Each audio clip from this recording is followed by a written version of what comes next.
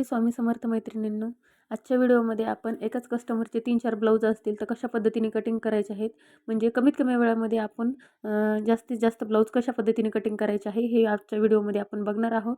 तर व्हिडिओ पूर्ण बघा, चॅनलला सबस्क्राईब करा, बेल आयकॉनचं बटन दाबा आणि प्लीज सपोर्ट करा. व्हिडिओ पूर्ण बघा. तर या ठिकाणी बघा, एकच कस्टमरचे आहेत, एका मापाचे असेल तरी थोडेसे, जर मी खूप साऱ्या महत्त्वाच्या टिप्स सांगणार आहे, म्हणजे जर तुम्हाला थोडेफार काही बदल करायचे असेल तर आपण ते कशा पद्धतीने करू शकतो. आता या ठिकाणी बघा, मी 3 ब्लाऊज आणि 3 अस्तर घेतले आहेत. या ठिकाणी मी ब्लाऊजचं मेजरमेंट तुम्हाला सांगते. पूर्ण उंची आहे 14 इंच, छाती आहे 40 इंच, कंबर आहे 34 इंच, पुढचा गळा 6.5 इंच आहे, मागचा गळा 10 इंच आहे आणि शोल्डर आहे, पूर्ण शोल्डर घेतले आपण 17 इंच, बाही आहे 5.5 इंच, दंडगेर आहे 12.5 इंच आणि मुंड्याचा घेर जो राऊंड पूर्ण असतो तो 17 इंच आहे. आता या ठिकाणी बघा, मी अगोदर अस्तर एकदम व्यवस्थित प्लेन सरळ एकावरती एक टाकून घेतले आहेत. आपल्याला जी बंद बाजू आहे गळ्याची साईडची, ती आपल्याला फक्त एकदम कट टू कट ठेवायची आहे एकावरती एक, कारण गळ्याच्या बाजूने जे आहे ते जर आपलं कमी जास्त झालं तर आपल्या बॅक साईडची कटिंग थोडीशी म्हणजे मुंड्याचा आणि शोल्डरचं माप चुकू शकतो. यासाठी, कारण बाकीचे जे पार्ट आहे ते आपण आतल्या साईडला कट करतो, त्यामुळे त्याचा काही प्रॉब्लेम नाही आहे. आता या ठिकाणी बघा तुम्ही, मी अगोदर अस्तरवरती खाली पाव इंच एक सरळ रेष मारून घेत आहे, कारण अस्तर कमी जास्त असतं, त्यामुळे आपल्याला ही सरळ रेष मारून घ्यायची आहे. तुम्ही कुठल्याही ब्लाऊज कटिंग करताना अशा पद्धतीने कटिंग करा. आता या ठिकाणी बघा, ब्लाऊजची पूर्ण उंची आहे 14 इंच प्लस 1 इंच, मी असं या ठिकाणी 15 इंच घेतलेलं आहे आणि 15 इंचावरती आपल्याला मार्क करून घ्यायचं आहे. त्याच्यानंतर या ठिकाणी आपण शोल्डर घेणार आहोत. तर या ठिकाणी शोल्डर घेतलेले आहे मी 5.25 इंच. 36 छातीच्या ब्लाऊज 40 छातीच्या ब्लाऊजचं कटिंग आहे आणि 40 छातीच्या ब्लाऊजचं पेपर कटिंग कशा पद्धतीने करायचं, मी हा व्हिडिओ आधीच माझ्या चॅनलवर अपलोड केला आहे. तो बघितला नसेल तर नक्की बघा. आता या ठिकाणी गळा रुंदी आहे ती 2.25 इंच घेतली आहे मी, कारण गळा जो आहे आपला बॅक साईडचा तो डीप आहे. आता या ठिकाणी आपल्याला मुंडा आहे तो 6.5 इंच घ्यायचा आहे. मुंड्याचा जो राऊंड आहे तुमचा तो तो जास्त असेल तर छातीनुसार कधी-कधी मुंड्याचे माप जे आहे ते कमी जास्त होऊ शकतो, कारण काही-काही जणांचा मुंड्याचा जो घेर आहे, म्हणजे दंडघेर आहे, तो खूप जाड असतो, तर त्यावेळेस त्यांना छातीचा भाग कमी असतो, पण तब्येत इकडे हेवी असते, त्यामुळे मग आपल्याला मुंड्याचा भाग कधी-कधी कमी जास्त करता येतो. आता या ठिकाणी बघा, छातीचा चौथा भाग म्हणजे 10 इंच, 40चा चौथा भाग 10 प्लस 1.5 इंच मी घेतलेला आहे आणि मुंड्याचं माप मी आणखीन सांगते, मी 6.5 इंच घेतलेलं आहे. आता या ठिकाणी आपल्याला 1.5 इंच घेतल्यानंतर सरळ खाली रेष मारून घ्यायची आहे आणि त्याच्यानंतर आपण बॅक साईडचा जो मुंड्याचा आकार द्यायचा आहे ते आपण 1.5 इंचावरती खूण घेतली आहे मार्क करून, आणि आता वरून जे 6.5 इंच घेतलं होतं त्याचं आपल्याला निम्म करायचं आहे, ते 3.25 इंचावरती येईल. तुमचं अशा पद्धतीने मुंड्याला आकार द्या.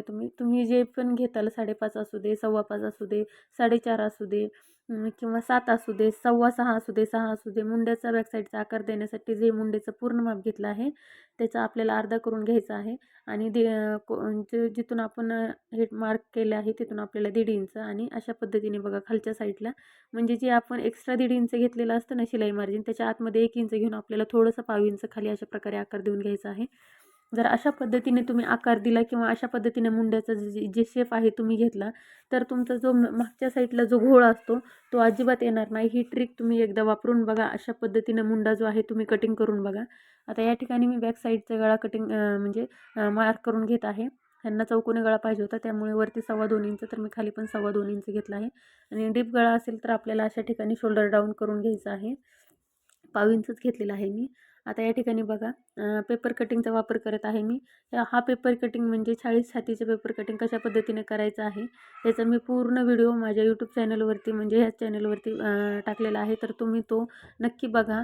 आणि पेपर कटिंग असेल तर आपल्याला कितीही ब्लाऊज असू दे पटापट कटिंग करता येतात. फक्त बॅक साईड आणि बाहीची जी कटिंग आहे ती मी कधी पण जास्तीत जास्त डायरेक्ट कपड्यावरतीच आखून घेत असते. फक्त समोरचे जे पार्ट आहेत, म्हणजे खालचे आपले म्हणजे क्रॉस साईड पीस आणि कटोरी आणि क्रॉस पट्टी आहेत, तेवढंच मी पेपर कटिंगचा वापर करते कटिंगसाठी. आता या ठिकाणी बघा, आपल्याला जी पेपर कटिंग आहे ती एकदम व्यवस्थित प्रकारे कटोरी अशी तिरकी ठेवायची आहे आणि आपल्याला व्यवस्थित प्रकारे आखून घ्यायचं आहे. आता या या या अस्तरमधले जे खालचा जो अस्तर आहे तो तुम्हाला एक जास्त दिसत आहे, कारण की त्यामध्ये आपल्याला काय करायचं आहे, कोपऱ्यापर्यंत बाही कटिंग करायची आहे, त्यामुळे ते 1 मीटर अस्तर घेतलेलं आहे. पण मी बाही ह्या ठिकाणी कटिंग करणार नाही, मी बाही वेगळी कटिंग करणार आहे.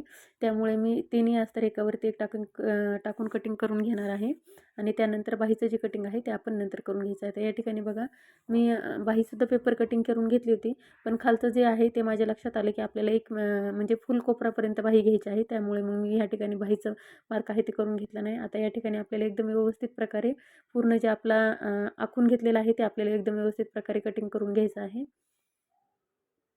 गळा तिन्ही ब्लाऊजचा त्यांना चौकोनीच पाहिजे होता.